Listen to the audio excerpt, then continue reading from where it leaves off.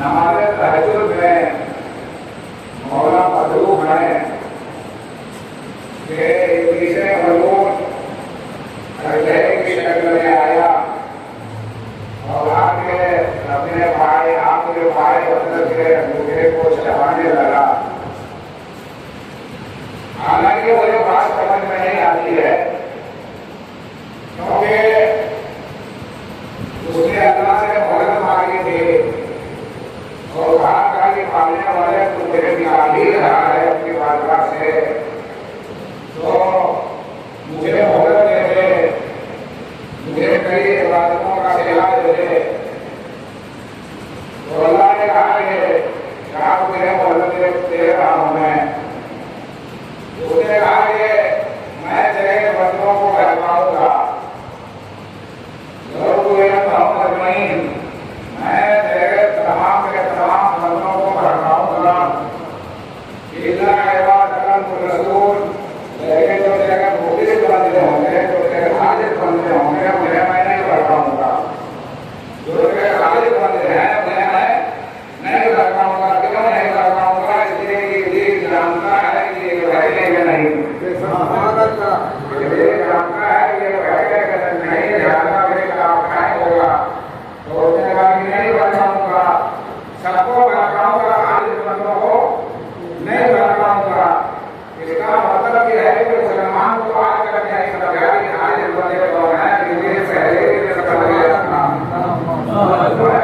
और उसने खुद वादा किया है और वो वादा तोड़ के वो इमाम के पास आया है।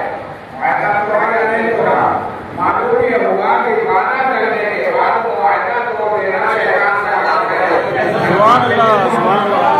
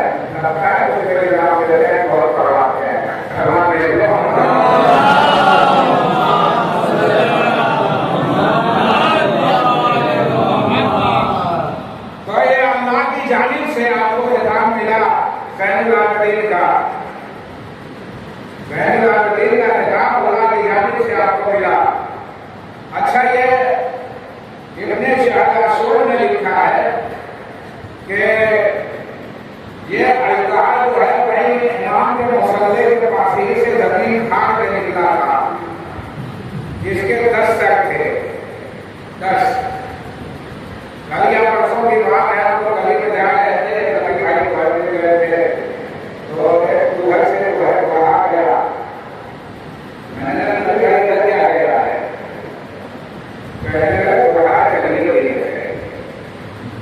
कहने का क्या मतलब यह है कि थोड़ा सा कोई भी इस तरह की शक आप देख लेते हैं तो करने लगते हैं। खुदा ना खास्ता अगर यही कहीं से जाना है, जहाँ तक मेरा ख्याल है कि आप बैठे चाह रहे हैं, मैं तो निकल जाऊंगा। सलाम भेजे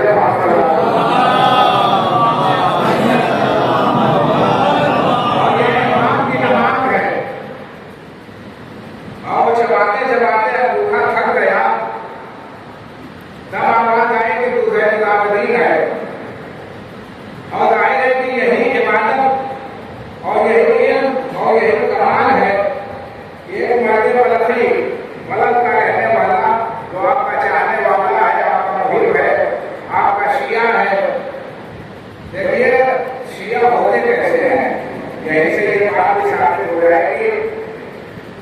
शिया है, हर साल हज को जाता है और हज करने के बाद मैंने कोई मौजूद नहीं छेड़ रहा है, कोई तवज्जो से सुने।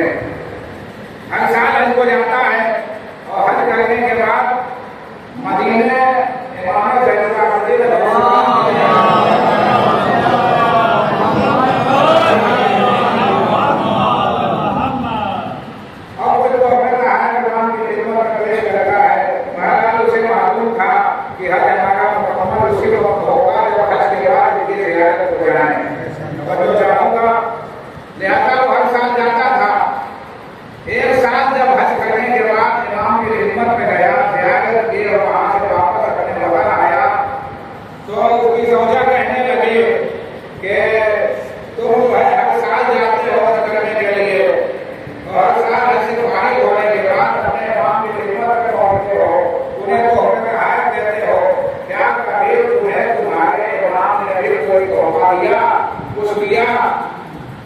इतना कहना था, ये कहने लगा कि खामोश हो जा, तू चुप हो जा, तौबा कर, इसलिए कि वो इमाम है, इमाम वक्त है, मालिक दुनिया व दीन है, फर्जंदे रसूल है, वो तेरी बातें सुन रहे हैं।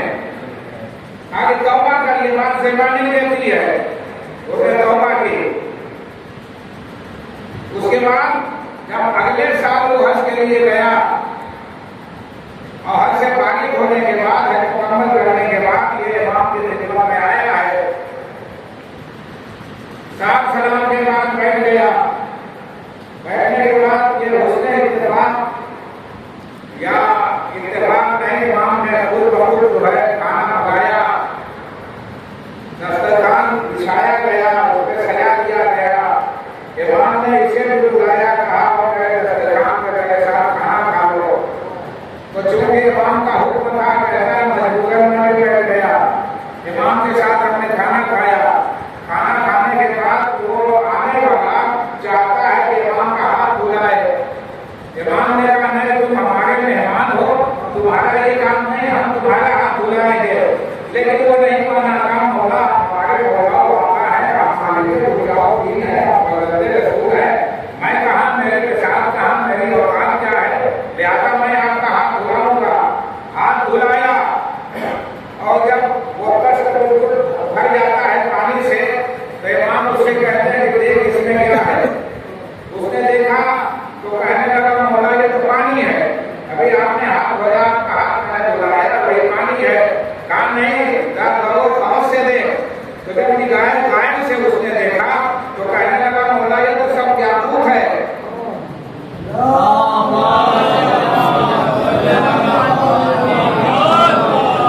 सब याकूत है।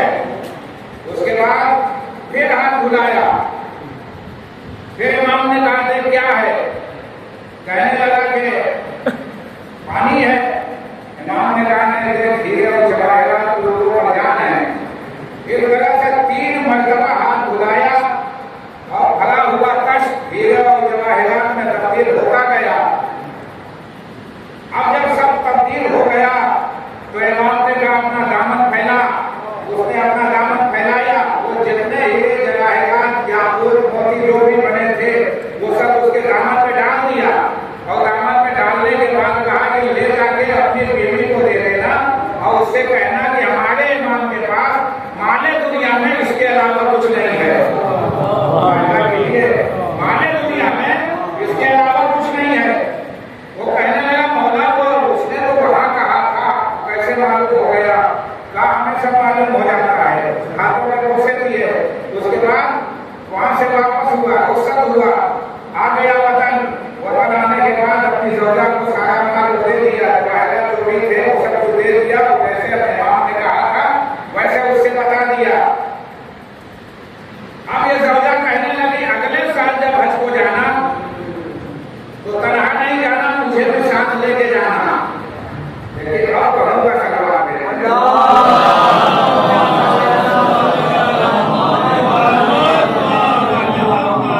यानी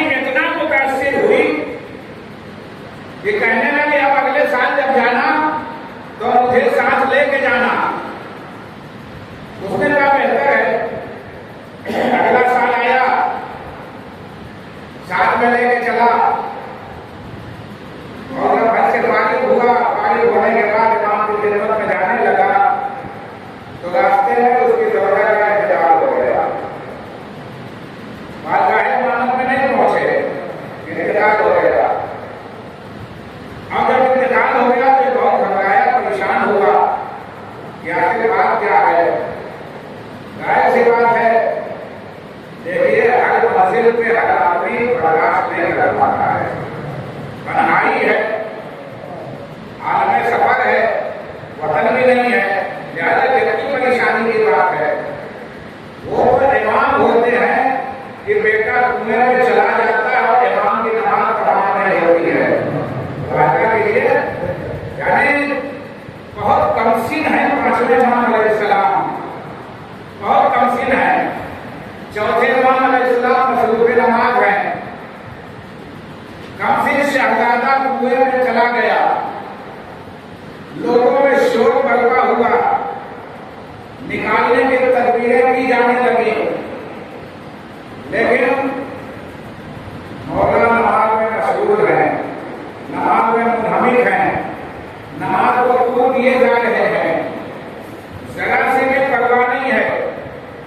जब इमाम की नमाज तमाम हुई, ज़ौजा ने कहा कि कितनी तवील नमाज आप पढ़ते हैं, कितना खुशबू होता है कि बच्चा कुएं में चला गया और आपकी नमाज ही तमाम नहीं हो रही है, आप नमाज को खो दिए जा रहे हैं। इमाम ने कोई जवाब नहीं दिया, कुएं के पास आए, आने के बाद कहते हैं कि ये कुएं, ये पानी मेरी अमानत को वापस कर दे, मेरी अमानत उसे वापस कर दे।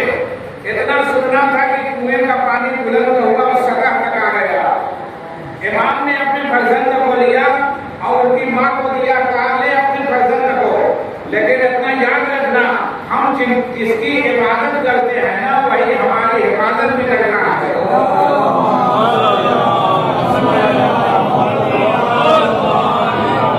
हम जिनकी इबादत करते हैं वही हमारी हिफाजत करता है। लेकिन देखिए, इमाम का इरशाद भी सही है, माँ का इख्तिलाफ भी हक़-जानी है।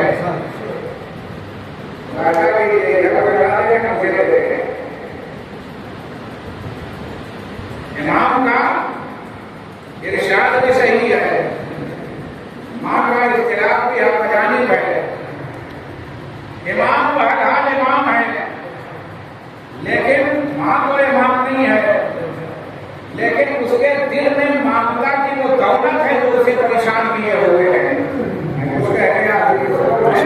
परेशान किए हुए। इससे ये ख्याल न कीजिएगा कि माँ के ईमान में कोई कमी बातें हो गई, ऐसा कुछ नहीं है, बल्कि बशरी तकाजा है जिस पे अमल किया जा रहा है, और यही तकाजा जब तब जाता है तो इस पर सामने आ जाती है। यही तकाजा जब तब जाता है तो इस पर सामने आती है। लेकिन इमाम का चैनो सुकून इस बात को बताता है कि इमाम को कोई घबराने की जरूरत नहीं है, इसलिए कि इमाम को यकीन है कि जब कुआं यूसुफ की जान नहीं ले सकता तो बकरे यूसुफ की जान क्या ले सकता है।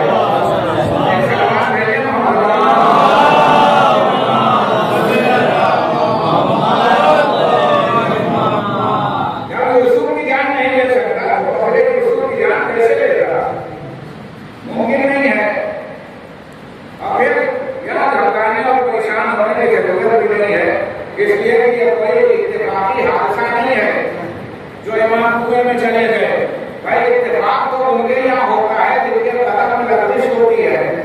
मेरा बच्चा तो मासूम है, जिसके कदम में लर्जिश का सवाल ही नहीं पैदा होता है, कोई सवाल नहीं होता है। ये तो इम्तिहान कुदरत था, इत्तिमाम हिदायत था, ताकि मेरा इत्मीनान भी सामने आ जाए, मेरे बच्चे का सुकून भी सामने आ जाए, मेरे बच्चे का सुकून भी दुनिया के सामने आ जाए, और दुनिया को ये भी मालूम हो जाए कि अल्लाह की इबादत करने वाला मामूली परेशानियों से घबराता नहीं है। और दुनिया को ये भी दर्श मिल जाए, सबक मिल जाए कि जब किसी भी मसाइल को आराम में मुब्तला हो तो भी उससे लौ लगाए रखना। सलमान पहले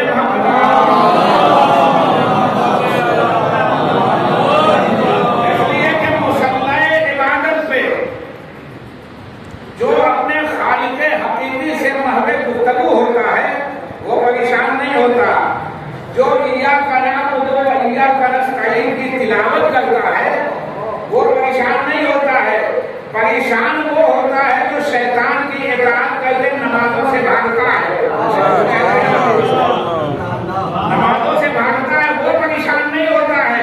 जो इबादत करता है वो पूरी जिंदगी जिसकी इबादत में गुजरती है वो ऐसी इबादत करता है कि अल्लाह आवाज देता है अंदर ज़ैनुल आबदीन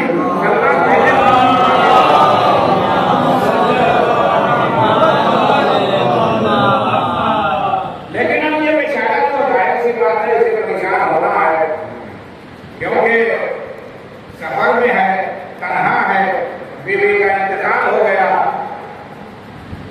अब ये इंतहाई गमगीन हालत में इमाम की खिदमत में गया और जैसे इमाम की खिदमत में पहुंचा तो सलाम किया है। इमाम ने मुसल्ला बिछाया और उससे कहा कि देखो मुझे सब कुछ मालूम हो गया है। 2 रकात नमाज अदा की और उससे कहा जाओ तुम्हारे लिए जिंदा हो जाए।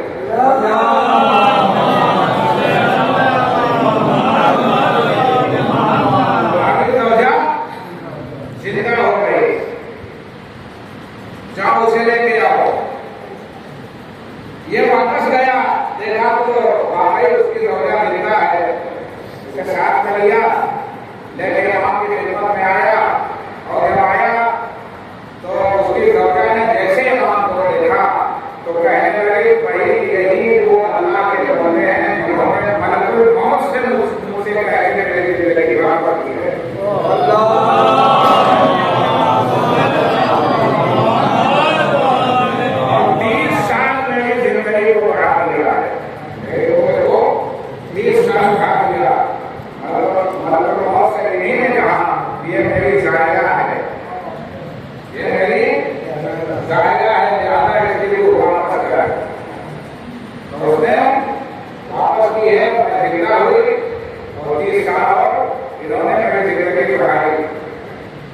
आप जानते हैं कि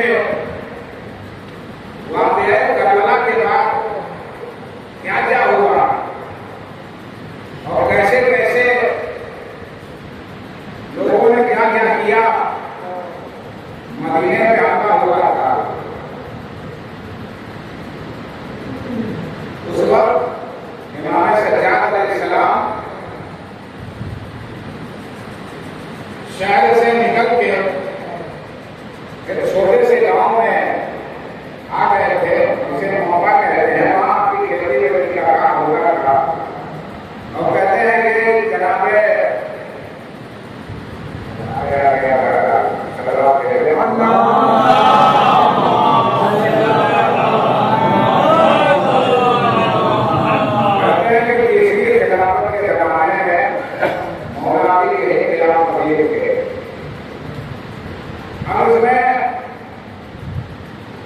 मदीने में हमला हुआ, मोहम्मद मकामात को रवाना किया गया। रसूलुल्लाह के हरम में घोड़े और गधे बांधे गए। 10,000 से ज्यादा वाशी नजराने मदीना को शहीद किया, जिसमें आप जानो हम जाने कलाम थे, रसूलुल्लाह के बड़े बड़े सहाबी थे। हजारों औरतों के साथ गलत काम हुआ। बहुत सी वाक़या लड़कियों का बड़े बड़े कायम किया गया। बहुत अहम काम हुआ है। उस वक्त इमाम वही थे, अपनी जगह पे कलाम की खेती हुआ करती थी। अब उलमा ने लिखा है कि जैसे मौला हुसैन अलैहिस्सलाम से यजीद ने बैत मांगी, यानी मदीने में जितने थे या तो उन्हें कत्ल कर दिया या तो गुलाम बनाया और उसे यजीद की बैत करना पड़ी। वह चौथे इमाम अलैहिस्सलाम थे जिनसे न वो बैत ली गई और न कोई कत्ल का इरादा किया गया। और एक थे भी ही था। इस वक्त भाई मैं याद नहीं है, ये दो शख्सियतें थी जिनसे बैत नहीं ली गई और इन्हें कत्ल नहीं किया गया। उलमा कहते हैं कि इनसे बैत क्यों नहीं मांगी गई, चौथे इमाम अलैहिस्सलाम से बैत क्यों नहीं मांगी गई, तो इसका जवाब ये दिया कि चूंकि मौला हुसैन से बैत मांग के यजीद समझ गया था, लिहाजा यजीद डरता था कि कहीं इनसे बैत मांग ले तो नया हंगामा खड़ा हो जाए, लिहाजा चौथे इमाम अलैहिस्सलाम से बैत उसने नहीं मांगी और इमाम अपनी जगह पे कायम थे। लेकिन आप ये भी समझें कि ये जो वाक़या करबला हुआ है, ये कोई नागहानी हादसा या नागहानी वाक़या नहीं है, बल्कि पहले से तयशुदा है। सब कुछ तय था कि वतन से जाना होगा, कौन कौन लोग साथ होंगे, कितने दुश्मन होंगे, सब कुछ पहले से तय था। कोई नागहानी हादसा या नागहानी वाक़या नहीं है। इसलिए ये अल्लाह ने जब इसे पेश किया है तो अहले जवाल ने मना कर दिया, अहले अर्ज़ ने मना कर दिया, मलाइका ने मना किया, अरवाहे अंबिया मुसल्ली ने मना किया कि हम ये इम्तिहान नहीं दे सकते, शहादत उज़्मा हमारे बस में नहीं है। सबने मना कर दिया। कहते हैं कि उन्हीं अरवाह में से रूह खड़ी हुई और जैसे ये खड़ी हुई है, माँ के हाथ दुआ के लिए बुलंद हो गए। दुआ की, ये कोई और नहीं था, ये मौला हुसैन अलैहिस्सलाम थे।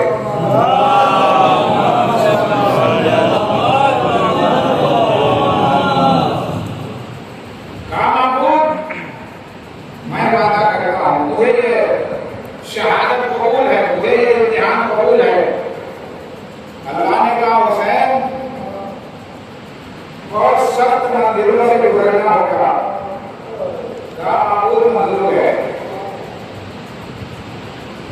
कहा मदीने से जाना होगा, कहा मंजूर है, कहा नाना की कब्र की जुदाई होगी, कहा ये भी मंजूर है, कहा माँ के घर को छोड़ना होगा, कहा मंजूर है, कहा तुम्हारे साथी तुम्हारी आंखों के सामने तड़पेंगे, कहा मंजूर, ये भी मंजूर है, कहा तुम्हारा एक जवान बेटा होगा जिसका नाम अली अकबर होगा, उसके सीने में नेज़ा लगेगा, तुम्हें वो नेज़े का टूटा हुआ फल अपने हाथ से निकालना होगा, कहा माबूद ये भी मंजूर है, कहा तुम्हारा भाई होगा जिसका नाम अब्बास होगा, उसके शाने कलम होंगे, कहा माबूद ये भी मंजूर है,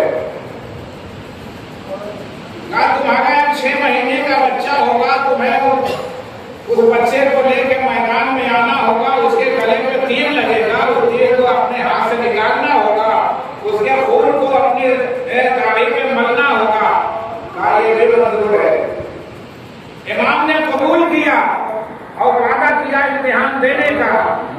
तमाम अरवाहे अंबिया औसिया औलिया जितनी अरवाह थी सब मरहबा मरहबा कहने लगी, मरहबा है फातिमा के लाल, मरहबा है फरजंदे रसूल, मरहबा है अली के लाडले। वह उसके बाद आवाज आई कि हुसैन सब कुछ तूने कबूल कर लिया, मंजूर कर लिया, एक बात और भी है। कहा पालने वाले कौन सी बात है? कहा तुम्हारी 2 बहनें होंगी, एक का नाम ज़ैनब होगा, एक का नाम उम्मे कुलसूम होगा। इन दोनों के हाथ पसे कुछ गिरफ्ताने जुल्म से बंधेंगे और उनके सर पे लताएं नहीं होगी, उनके साथ बाजारे कूफा और शाम में जाना होगा। कहते हैं कि जैसे ही ये आवाज आई, मौला हुसैन ने कुछ नहीं कहा, सर झुका लिया, मौला हुसैन खामोश है। अब सारी अगवा बेचैन हो गई कि हुसैन ने ये तो इम्तिहान कबूल नहीं किया। जैसे बेचैन हुई वैसे उधर से खड़ी हुई, आवाज दी, मुझे सैयदे सज्जाद कहते हैं, पापा ये भी वादा ले लीजिए, ये भी वादा ले लीजिए, मैं अपने खूबियों बहनों को लेके बाजारों और दरबारों में जाऊंगा।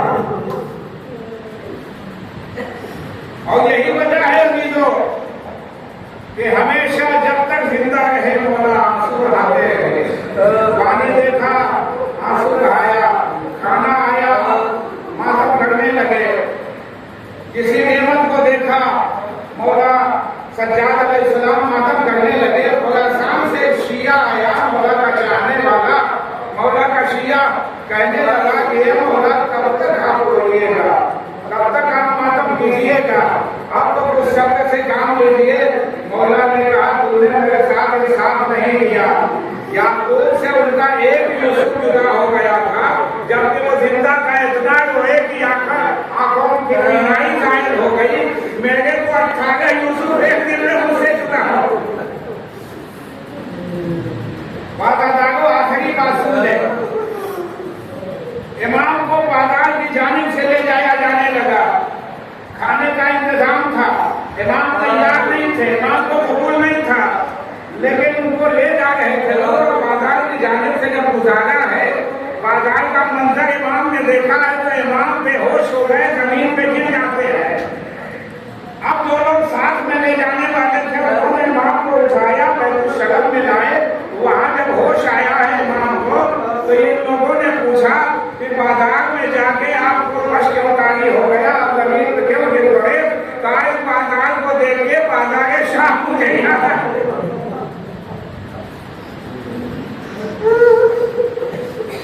कहा मुझे बाजार शाम याद आ गया।